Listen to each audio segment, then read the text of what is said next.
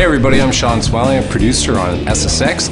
My areas of the game are presentation, campaign, and characters. So the characters SSX aren't necessarily changing, they're being evolved and updated to match the new challenges that are going to be in this game. A lot of new adventures for their characters, and a lot of that's going to be around the gear and what they're wearing. I'm going to show you where we were in the past with the characters and where we're going now. We have SSX, Tricky, 3, On Tour, and Blur, and here's the lineup of the characters. And as you can see, they've all gone through their different variations, from wearing t-shirts on the mountain to crazy kind of clothes and afros and the whole bit. Now I'm going to hand you off to Ron, who's going to talk about Elise Riggs, one of my favorite characters, and explain the process we go through to take her from where she was into what she's going to be in this new game.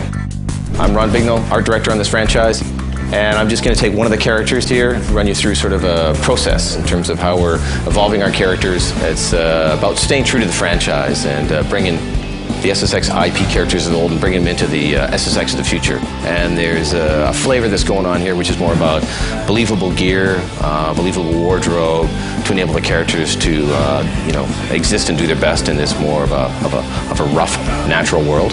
Over here, just a few small images from SSX, SSX Tricky, SSX 3, On Tour, and Blur. And you can see she's remained very consistent.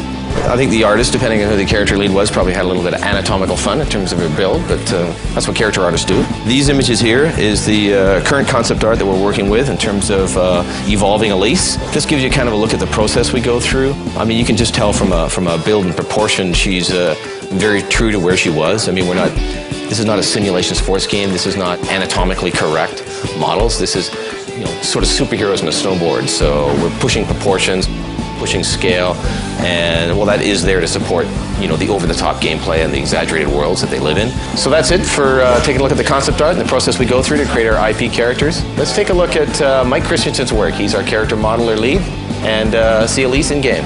All right, so I'm going to go through a few quick steps on how she was created.